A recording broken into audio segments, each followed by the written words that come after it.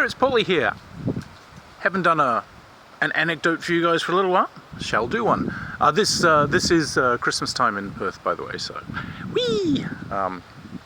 It's hot but fun. So look, a few invites to conventions have sort of appeared, and of course attached to these are the acceptable user policies. Many of these, particularly regarding costuming, I've kind of been around as they appeared. So let me tell you where some of them came from. So in early days, early 80s, I was involved with setting up the first gaming conventions in Australia. And I used to particularly run the Traveller, but I was involved in the committees making these things, etc. We didn't need that many rules because, in general, gamers are pretty well educated. And, you know, I would have thought not idiots. How wrong I was. So we're at this one convention. And there's this guy, I have mentioned him before, but we shall just call him, you know, X the unknown idiot. And this idiot decided he was going to turn up dressed as an elf. And as an elf, for some reason he's gotten a crap katana from some martial arts store, but by damn he's put it on a grinder and he's given it as sharp an edge as he can. And he has his two-handed Celtic short spear, which I assure you was not and never has been an actual thing, but whatever, you know, this is from the fertile cesspit of his mind. So he just comes in. Now, let me make it very clear. Carrying weapons of any sort in Australia will get you arrested immediately. It's not just guns, folks. No, we don't carry this crap around.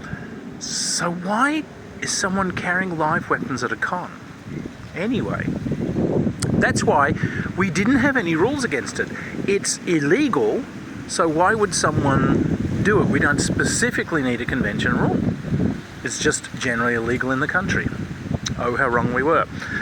So, amongst other things, not only am I running the Traveller, but I'm also like the first aid volunteer for the con because, you know, I had qualifications and whatever, so I've just put myself on. If something happens, find me. Fair enough. And by damn, they found me. So, first off, this guy, the mighty X, has stridden into the little trade area and thrusts his spear on high. Behold my mighty elven blade, and plunges this straight into the sminging roof, into the ceiling. Right, so the con now gets to pay for the damages. Thank you, you've cost us hundreds and hundreds. Little con. Didn't have a sminging budget, but what the hell. Thank you, X, you've saved the village, you tool. But I'm suddenly called in a hurry. Katanas. Now, I was not that much of an expert then. By damn, I am now. More black belts than some people have hot dinners, particularly in Japanese weaponry. As you might or might not know, the tsuba, the kind of rounded guard on a Japanese sword, there is a brass or copper collar on the blade just below it. The saya, which is the sheath, this copper neck is designed to basically seal when you push the sword into the sheath, and it makes an airtight seal. The inside of a sheath is an environment, and the idea is you've actually got you're trying to keep the sword dry in there so it doesn't rust, etc. However, to break that seal, and you might have seen it, you've got to take your thumb and you've got to push the tsuba away from the sheath to open the seal. It's done quite subtly as part of the sword drawing. However, you don't have your thumb straight because the blade is stored upmost, and if you pull it from the sheath, you will slice your thumb, split it straight down the middle. So your thumb is actually, instead of straight, it is offset to the side, away from the blade. It's just trained into us with hundreds and hundreds of repetitions with, let me make this clear, a blunted blade, because we know the damage the live ones can do. Sure, when you get to black belt levels and whatever, you can do it with a live sword if you want, but only a fool does. Only a fool does. This guy has then gone into the area where gaming is happening and people are standing around, and of course he's faffing on about his mighty warriorness, etc. And next thing, behold my mighty sword, and he whips this thing out, splits his thumb right open. There's noise you can hear halfway through the convention, but of course he's also whipped this sword out in an area where there's people.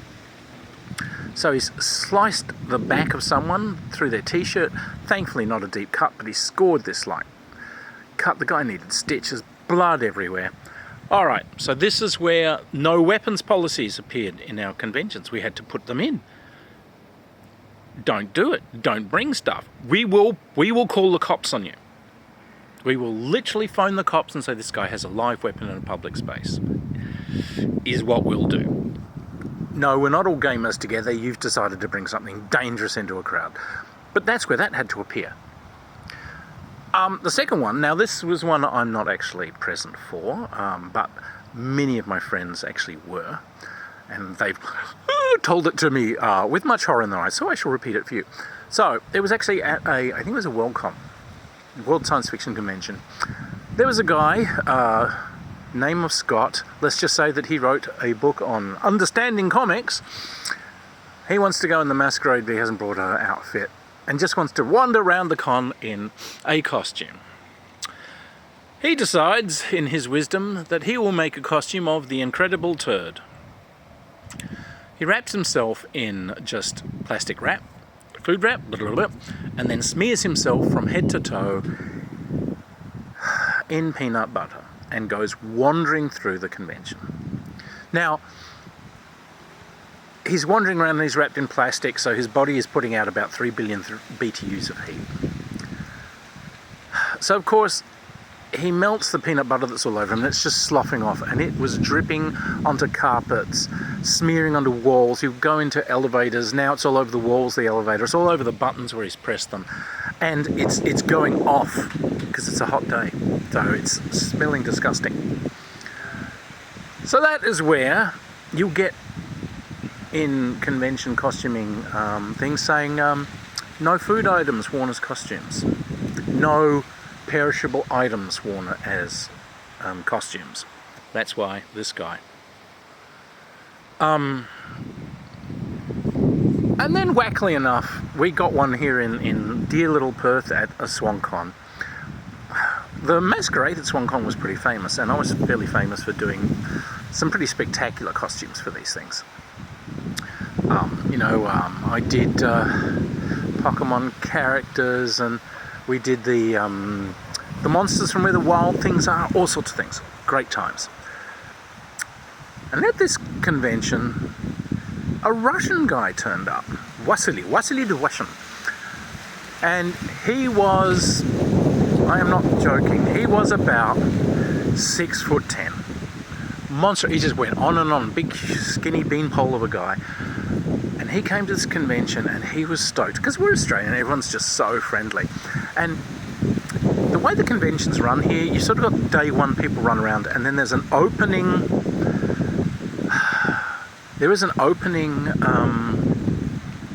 ceremony in the evening of the first day. And this guy actually got up at the ceremony and I just want to thank everyone because you're so welcoming. I feel like I can be the real me. I've never met people like you. This is just so amazing. And everyone's well, thank you. Thank you for coming over. He's come all the way over from Russia. We love you. You're great. Be yourself. Okay, maybe a slight tactical error on our place, because day 2, Vasily strides out into the con spaces. Vasily's decided to wear a whole costume. He had some magnificent thigh-high lace-up red patent stripper boots on. Spike heels, they were fantastic. They were well, 2-inch platforms with 4-inch heels. So it's added 6 inches to his already 6'10" height. So, you know, he's got his own system of clouds and so on orbiting around his head and whatever. He's also got a red silk sash, which he has tied around his waist in a bow. And he has given himself like a little red headband with a little kind of blazing star upon his brow and so on. And nothing else, like tackle out, naked, and he is striding through a hotel. Now, this is a major city hotel that has normal everyday guests in it, and he's striding through the lobby and everything. Goes like, we had to run up to quick, because like you can see hotel security's eyes have just like lit up like wheels of fire.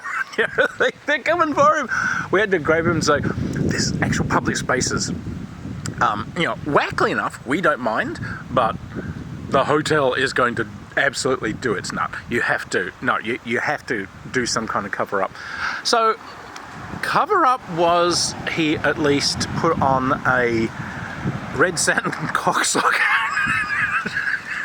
and we just kept him away from like the lobby and the hotel bar. So right up in the con spaces. This is vastly, but he was very sweet. We loved him. He did come back to other cons and something, but we did have to put a thing saying in hotel spaces you have to be dressed, you know, acceptably according to the hotel's rules and judgments. And whereas you could wear sexy and amazing stuff within con events in closed con areas, still, there are children present at our cons, so you know it has to be suitable. So that's where we put those in. I am always amazed at the idiots that actually kind of force us to write in things about the bloody obvious. We're at furry cons. Furry cons have been a nightmare. Now, for one thing, furries, I have to say, no one ever thought furries were idiots until I started inflicting furry costumes on the general public. What they want to do is dress up in these things in the con and then bust out from the con and do a fursuit walk, often without the permission from local councils and so on to do a parade or take over a street. But they'll also just kind of bumble out of the convention and sort of insist that the locals become kind of part of the act. But yet again, some of these furry outfits, some people tried to put some engineering in them. Third rule that we got in, a guy, he'd made a dragon suit. And he wanted deployable wings on this thing. So what he's done is, for some reason, he has taken a power drill and he's lashed it to his back, a battery-powered power drill, and he's made a sort of worm gear. So when he hits a button sort of hidden on his belt, the drill will start going and the wings will slowly deploy. And it was agony to watch. He would hit this thing and these wings would slowly, inch by inch, creep out to deploy. He was so pleased with it. Okay. He gets out on the dance floor of this thing and he's dancing around. And he hits his deploy button. Now, for one thing, when deployed, these wings were about 8 foot across.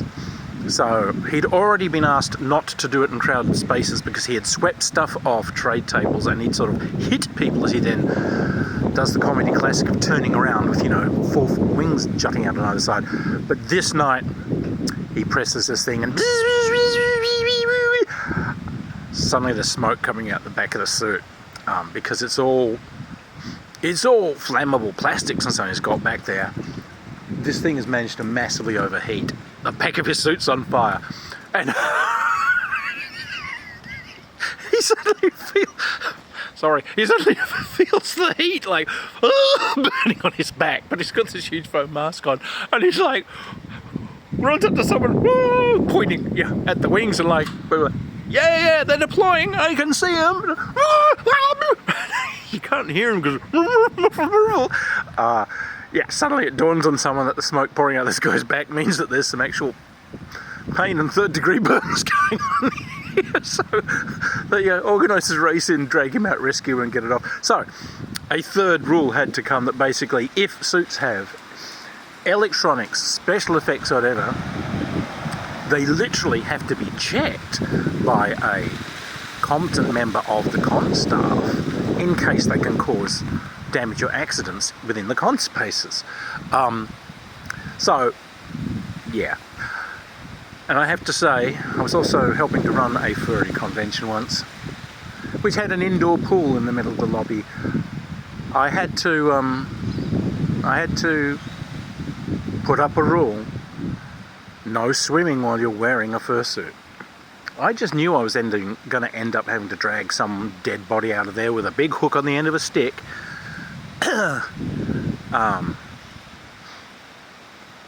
And I had to extend that because this was at the beach.